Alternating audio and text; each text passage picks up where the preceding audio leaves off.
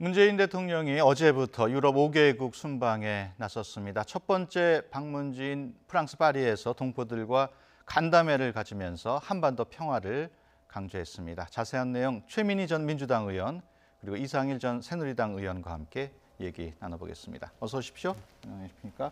네. 프랑스에 도착해서 첫 일정은 200여 명의 동포들과 간담회를 갖는 거였습니다. 앞서 리포트에서도 전해드렸습니다만 이 자리에서 문 대통령은 한반도 평화가 곧 우리 앞에 올 것이다 라고 강조했습니다. 프랑스 방문에 이어서 이탈리아를 방문하고 로마 교황청도 방문하게 됩니다. 특히 로마 교황청에서는 프란치스코 교황을 만날 예정입니다. 김정은 북한 위원장 평양 초청 메시지를 전달할 예정인데요. 과연 교황께서 김 위원장의 방북을 수락할지가 관심을 모으고 있습니다. 어떻게 예상하십니까? 네, 아직 교황청이 어떤 반응을 보일지는 궁금합니다. 네. 그런데 이제 프란치스코 교황께서 이 한반도 평화 문제에 대한 관심은 쭉 기울여 오셨던 차기 때문에 네.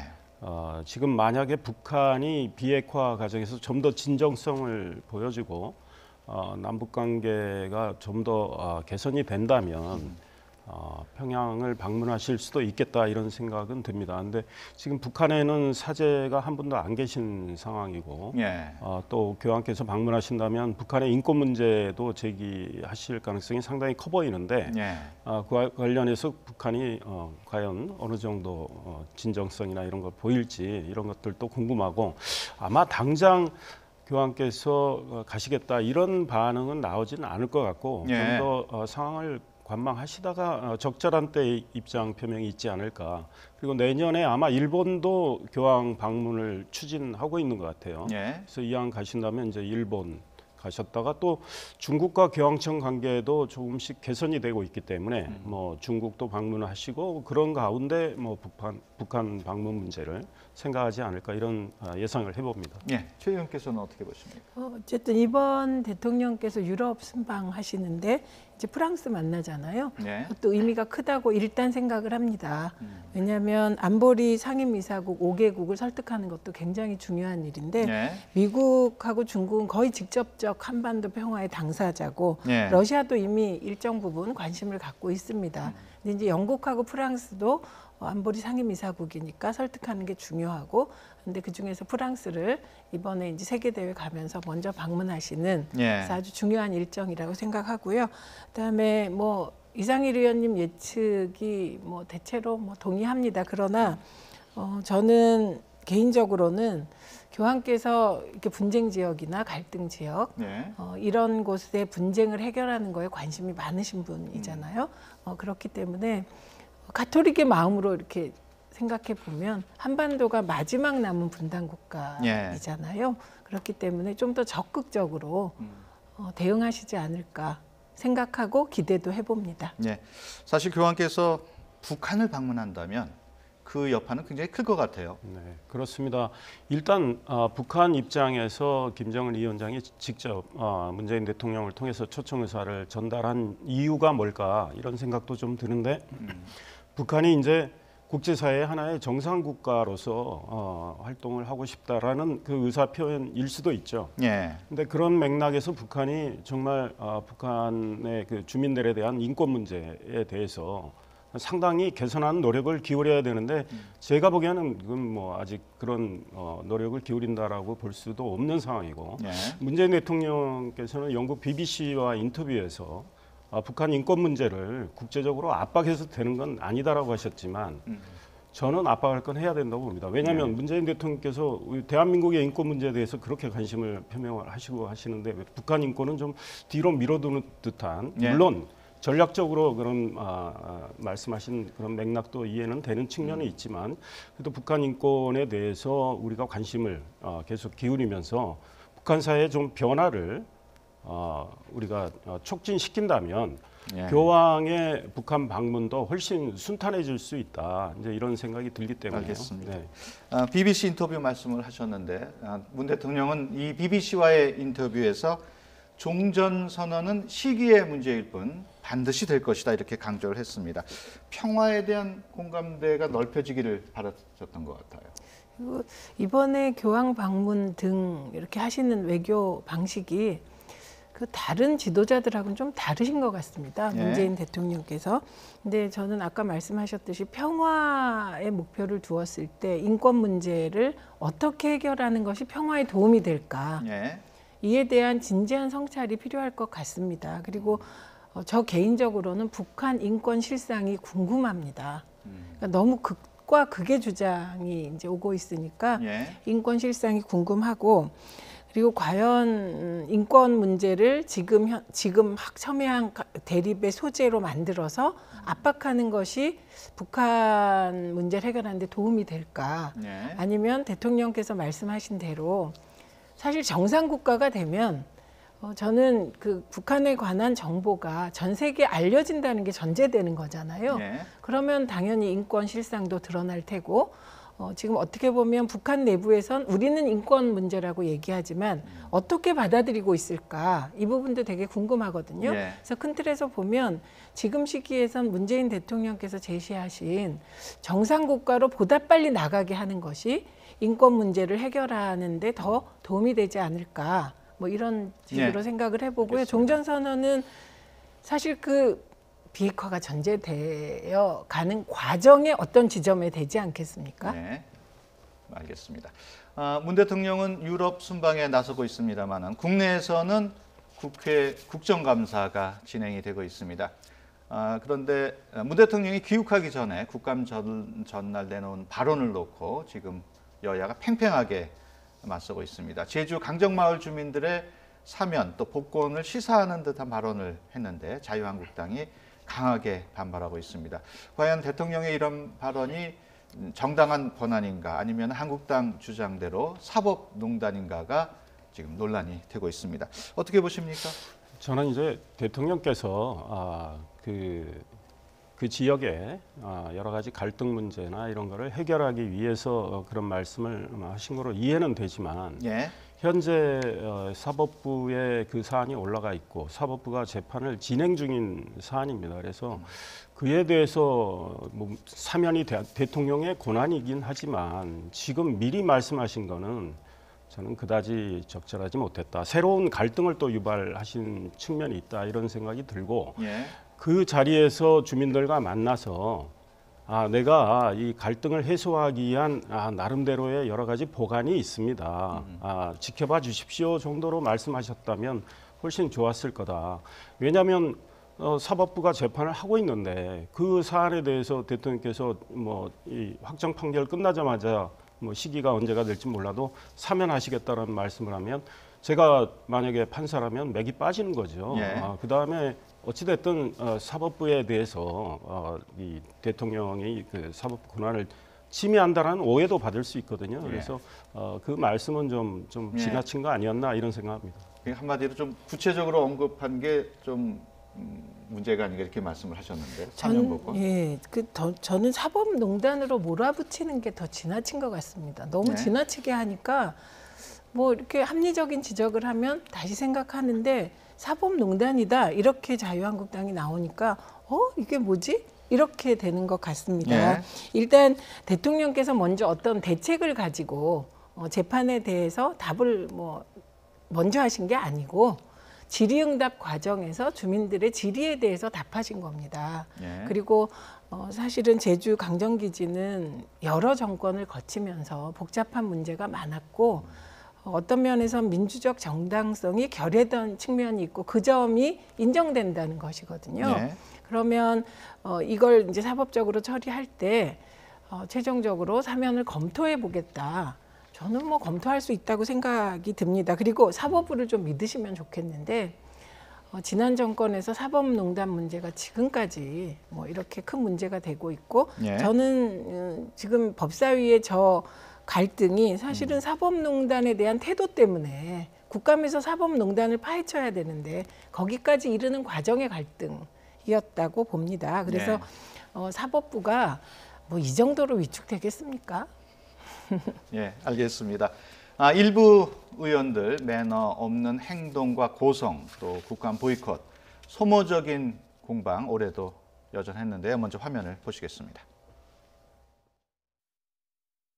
우리는 국정감사를 얘기 들어요. 제대로 진행하자고 하는 얘기예요.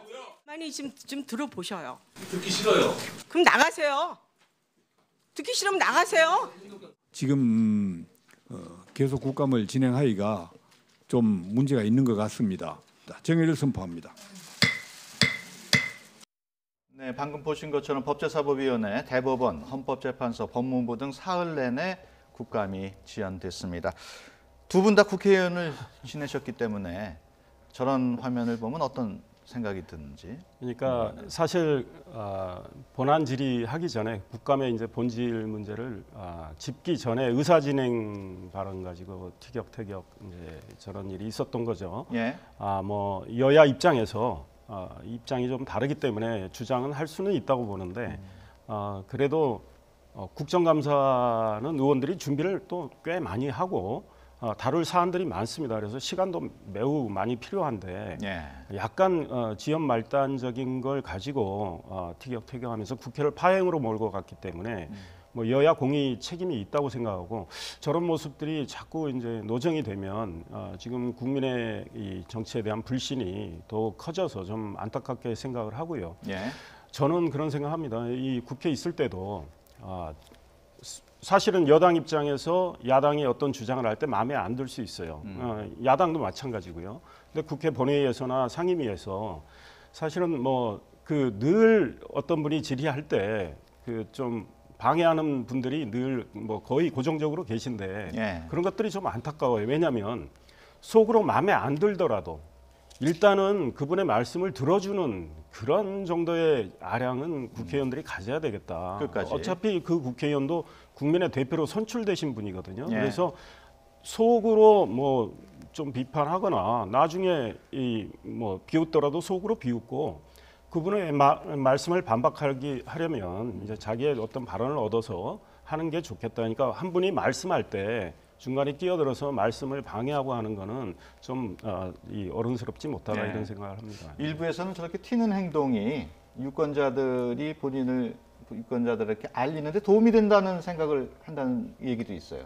물론 뭐 국회의원 정수가 300명이잖아요. 그리고 국감 중에 어떻게 해서든지 존재를 드러내야 하는 뭐 그런 생각은 할 것 같습니다. 그리고 이게 자료를 잘 행정부로부터 받아내고 그 결과로 대안 제시를 해서 이제 존재가 드러나는 게 이게 모범 답안이잖아요. 그런데 언론이 사실은 제도 개선 얘기를 하면 잘 받아주질 않고 또한 독자나 시청자들도 그런 부분보다는 이제 저런 장면이나 특이한 소품에 관심을 갖는 그런 성향도 있는 것 같습니다. 근데 저는 저 법사위에서 애초에 시작은 이제 장제원 의원이 강정마을 놓고 사법농단이다 이러면서 이제 의사진행 발언하면서 시작이 되었어요. 그런데 왜 그랬을까? 그래서 자유한국당 의원들이 계속 그랬고 조응천 의원은 이제 회의 좀 진행하자 이런 취지로 하다가 제일 먼저 화면에 나오니까 좀 억울하시기도 할 것 같습니다. 근데 그 의도를 생각해 보면 결국 사법농단 하면 떠오르는 인물이 양승태 그리고 김기춘 이런 분들이 떠오릅니다. 그래서 저는 충분히 자기 개인 질의 시간에 할 수도 있는 질문을 의사진행 발언으로 저렇게 저는 좀 자유한국당 의원들께서 약속하고 나오셨나? 이런 생각을 했거든요. 그러니까 의도가 법사위 파행이 아니었나. 그건 사법농단에 대한 국감에서 막 여러 가지가 파헤쳐지는 걸 오히려 막으려고 저러시나? 혼자 그런 짐작을까지 했다니까요. 알겠습니다. 눈살을 찌푸리는 모습도 있었습니다마는 국민의 공분을 사면서 화제가 된 현장도 있었습니다. 교육위원회 박용진 의원이 사립유치원의 비리를 폭로했는데요. 먼저 화면 보시겠습니다. 유치원의 교비를 가지고 유치원 원장 핸드백을 사고 노래방, 숙박업소에 사용하고 심지어는 성인용품에서 용품을 샀습니다. 원장 개인 차량에 기름값, 차량 수리비, 자동차세, 아파트 관리비도 여기서 냈습니다. 네, 지금 들은 것처럼 국고지원금이 저렇게 쓰였다면 정말 네. 큰 문제 아니겠습니까? 예, 그렇습니다. 박용진 의원이 상당히 준비를 많이 한 것 같아요. 그리고 예.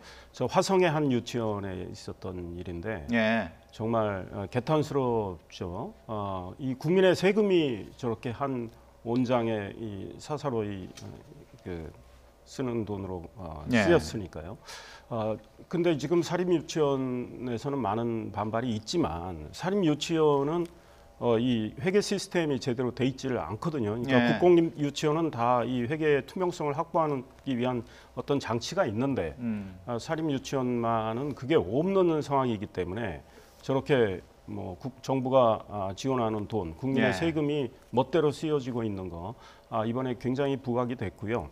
물론 다 사립유치원이 그런다고 볼 수는 없죠. 그러니까 그렇죠. 아주 엄정히 감사를 해서 정말 문제가 있는 곳, 또 특히 심각한 곳 이런 것에 대해서는 사실은 법적 대응이 필요하다. 그리고 예. 제도화가 필요하다. 그러니까 사립유치원의 이 회계 투명성을 확보하기 위한 시스템.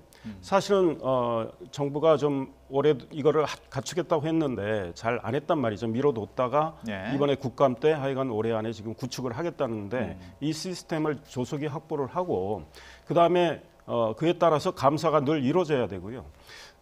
그다음에 법을 좀 바꿔서 정부가 지원하는 1년에 한 2조 원 지원이 되는 거죠. 예. 누리과정에. 그 지원하는 돈이 어떻게 쓰여지고 있는지 그거를 정부가 지금 지원금으로 주고 있는데 법을 바꿔서 그걸 보조금으로 좀 바꿔서 성격을 바꾼다면 그 보조금을 잘못 쓸 때는 그게 횡령으로 처벌할 수 있기 때문에 그렇게 예. 되면 사립유치원이 훨씬 엄정하게 돈을 집행하리라고 생각합니다. 예.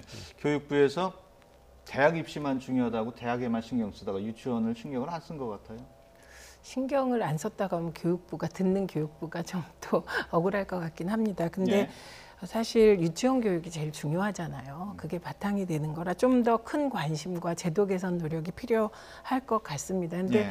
이 사안에 대한 이제 엄마들의 반응도 중요하잖아요. 예. 엄마들이 즉각적으로 내놓은 반응이 사립유치원이 이런 문제로도 저렇게 반발을 한다면 스스로 고칠 생각을 하지 않고 반발하면 국공립으로 다 바꿔달라 이렇게까지 나오고 있거든요. 예. 그러니까 당장 납득이 안 되는 게 총 회계의 45%가 국고 지원이라는데 그 45%만이라도 어떻게 투명하게 쓰는지를 이게 쓰고 나서 사후 감사도 할 수 없다는 거는 이해할 수 없는 네. 거죠. 예, 그래서 이런 제도 보완책이 필요할 것 같고 저 박용진 의원하고요. 또 자유한국당의 송희경 의원의 라돈 측정기는 예. 국정감사가 저렇게 돼야 된다는 그 모범을 보여준 아주 좋은 활동을 한 것 같습니다. 예. 문제가 잘 해결되리라고 기대를 해보겠습니다.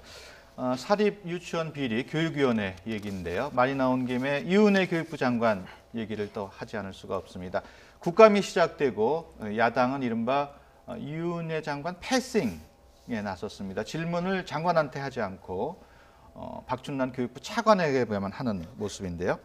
장관으로 좀 인정하기 어렵다 이런 반응일까요? 네, 뭐 야당의 입장은 일면 이해가 됩니다. 왜냐하면 야당이 청문 보고서 채택을 하지 않았고 야당이 인사청문회 과정에서 많은 의혹 제기에 대해서 야당 입장에서는 속 시원하게 이게 해명이 됐다고 생각을 하지 않기 때문에 예. 그래서 청문 보고서를 대통령께서 한 번 더 채택해 달라고 하셨음에도 불구하고 채택을 안 한 상황에서 대통령께서 장관으로 임명하셨죠. 그거는 뭐 대통령의 권한이고 법 절차에 따른 겁니다. 그리고 예. 과거 정부에도 그런 사례가 많이 있었어요.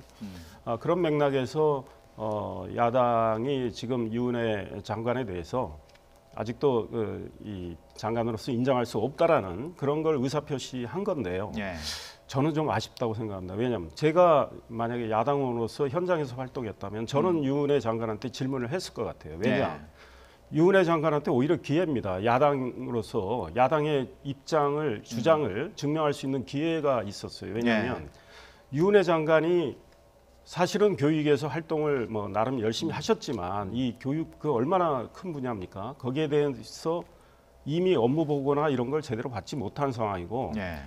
충분하게 교육 업무에 대해서 숙지가 안 됐을 겁니다. 그런 상황에서 야당원들이 준비를 많이 해서 이은혜 장관한테 여러 가지 것들을 구석구석 따져서 물었다면 이은혜 장관의 비전문성, 준비 부족 이런 것들이 오히려 노출됐을 거예요. 그러면 야당의 주장이 더 정당성을 얻을 수가 있었어요. 예. 근데 그런 걸 스스로 차버렸다. 그래서 그런 면에서 안타깝다 이런 생각합니다. 예. 이번엔 윤회 장관이 답을 잘했겠죠. 그래서 저는 저런 모습은 좀 뒤끝 장렬, 예. 그리고 야당이 오기를 부리는 것처럼 보이고 조금 더 나가면 저건 대통령 인사권에 대한 도전이다. 그리고 지금 이상일 의원님이 말씀하신 대로 의정활동을 통해서 하면 되지. 예. 그래서 저런 모습은 좀 실망을 주는 행동이라고 생각합니다. 예. 이번에는 국회 정무위원회로 가보겠습니다. 자유한국당 의원들이 정무위원장을 맡고 있는 민주당 민병두 의원을 형사 고발하기로 했습니다. 먼저 각각의 입장을 들어보겠습니다. 민 의원의 행태는 삼권분립 원칙하에 행정부를 견제하는 국회의 본연의 기능을 근본적으로 부정한 후한무치한 행동일 뿐만 아니라 형사 범죄에도 성립을 합니다. 제가 우리 방을 관리하면서 모든 것은 그 양심과 또 신의 성실, 신뢰의 원칙에 따라 일하고 자율성의 원칙에 따라 일하도록 했기 때문에 세세한 부분에 대해서는 제가 본 적이 없습니다만 의사 진행은 제가 합니다. 네, 지금 양측의 주장이 엇갈리고 있습니다만 채용 청탁 의혹이 불거진 건데 어떻게 보십니까? 사실은 민병두 위원장은 지금 나는 몰랐다는 말씀이잖아요. 예. 그런데 그런 과정을 몰랐을 수는 있어요. 그런데 자기 밑에 있던 5급 비서관이 금감원에 4급으로 갔을 때 인사 왔을 거 아닙니까? 예. 그랬을 땐 민병두 위원장이 이게 내가 정무위원장인데 내 소관 산하 기관으로 내 비서가 갔다. 그럼 좀 본인 그때 문제 의식을 느꼈어야죠. 예. 그러니까 야당으로서는 충분히 문제 제기를 좀 할 수는 있다고 생각합니다. 그런데 네. 이제 이 민병두 위원장 나름의 해명도 있고 한데 이 단정을 해서 단죄하듯이 하는 거는 문제가 있죠. 네. 일단은 형사고발 조치를 했기 때문에 그건 수사가 이루어지고 그 수사 상황을 좀 보고 기다리고. 이야기를 하는 게 좋겠다. 예. 그 과정까지는 뭐 정무위원장으로서 활동을 하도록 하는 게 저는 개인적으로는 좋다고 생각합니다. 그런데 예. 이제 여당도 그 지금 정부 기관의 업무 추진비에 대해서 문제 제기했던 심재철 의원과 관련해서 뭐 심재철 의원이 그 나름대로 이야기를 했습니다. 예. 근거를 가지고 이야기를 했었는데 그 과정에 대해서 또 논란이 있죠. 그런데 그렇다고 해서 심재철 의원에 대해서 기재위원 자격이 없기 때문에 기재위에서 물러나라 하는 것도 조금은 제가 보기엔 도량이 좁다 이런 생각을 알겠습니다. 다음 주제로 또 넘어가 보겠습니다. 이해찬 더불어민주당 대표 어제로 취임 50일을 맞았습니다. 긍정적인 평가, 반대로 비판 서로 엇갈리고 있습니다. 어떻게 점수를 주시겠습니까? 저요? 저는 뭐 80점 이상인 것 같습니다. 예. 그리고 무엇보다 부동산과 관련하여 이해찬 대표가 취임하시고 몇 가지 대책의 방향을 당의 예. 입장을 냈고 정부 대책이 나온 이후로 일단 그 부동산에 대한 많은 국민적 불안이 해소되었잖아요. 예. 그러니까 제일 힘든 게 부동산과 교육인데 뭐 어쨌든 잘 방향 제시를 하시고 있다고 생각이 듭니다. 그리고 지금 야당에서 지나치게 오이사에 관련돼서 충분히 국회의원이 질문할 걸 한 겁니다. 예. 그리고 그 정답은 아마도 조명균 장관의 답이었겠죠. 오이사 조치 해제는 정부에서 검토하고 있지 않고 그러나 유연하게 대응해 왔다. 과거 정부도 예. 남북관계 진전에 따라 뭐 그 답변이 정답이고 이해찬 대표의 생각은 조명균 장관하고 똑같습니다. 그리고 이게 북미 관계의 진전에 따라 오이사 조치 해제도 뭐 고려해야 되는 사안이라고 보고 대통령께서도 그렇게 생각을 하시는 거거든요. 네. 근데 질문을 왜 그렇게 해서 유도했냐 이런 반응은 조금 저는 당황스러웠고요. 뭐 아무리 이해찬 대표께서 전략통이고 뭐 그렇다고 하더라도 그렇게 강경화 장관이 저런 답변할 걸 예측해서 무리를 일으키려고 했다. 이건 예. 저는 너무나 억측에 가깝다 이렇게 보았습니다. 이해찬 대표가 원래 꺼리낌 없이 말을 하는 스타일이기 때문에 말실수라고 부르기도 하고 의도적인 발언이다라고 보기도 그러니까 하고. 오이사와 관련해서는 저는 이해찬 대표가 본인의 생각을 이야기를 했다고 봅니다. 예. 그런데 결국 강경화 외교부 장관이 답변을 잘못한 거죠. 그러니까 업무나 흐름을 제대로 파악하지 못한 상황에서 관계기관에서 검토 중인 걸로 알고 있다고 해서 평지풍파가 일어났고 결국은 미국의 트럼프 대통령이 우리 입장에서 매우 불쾌한 표현, 승인이라는 표현까지 써가면서 한국은 미국의 승인 없이 제재 해제를 하지 못한다는 발언까지 나와서 외교 문제까지 일으킨 분이 외교부 장관이에요. 그러니까 이해찬 대표는 국회의원으로서 본인의 생각을 저는 충분히 질의할 수 있다고 보는데 답변하는 장관의 문제가 있었다는 거고요. 이해찬 대표가 추미애 대표 전 대표하고는 달리 당에서 당대표로서 존재감은 보여주시고 있다고 생각하는데 이 국회를 운영하려면 정말 제1당의 제1야당과 좀 협치도 하고 다른 야당과도 이 대화를 해나가면서 원만하게 좀 운영해야 되는데 그런 면에서는 이해찬 대표가 부족한 점이 꽤 있다. 왜냐하면 야당을 좀 쓸데없이 자극하는 말씀을 하신 것들 있잖아요. 뭐 북한에 가셔서 북한 쪽에서 보수타파를 이야기하는데 아니, 국내에서 우리가 20년, 50년 집권한다고 할 때 뭐 야당이 시비 걸 수 있겠습니까? 근데 북한에 가서 북한이 보수 괴멸을 이야기하는데 거기에 맞춰서 말씀하신 거.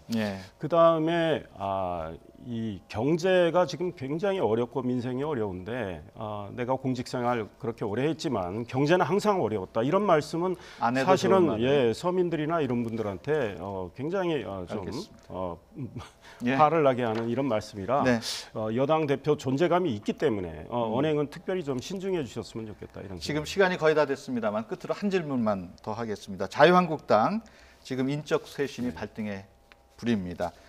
전원책 변호사가 그 일을 맡게 됐는데 잘 들이라고 보십니까? 간략하게 답변을 해주시죠. 우선 이게 김병준 위원장한테 자유한국당에서 청부하고 개혁을 인적청산을 다시 김병준 위원장이 전원책위원에게 청부를 한 상태잖아요. 하청의 하청이라 우리 경제에서도 제일 문제가 하청 문제 아닙니까?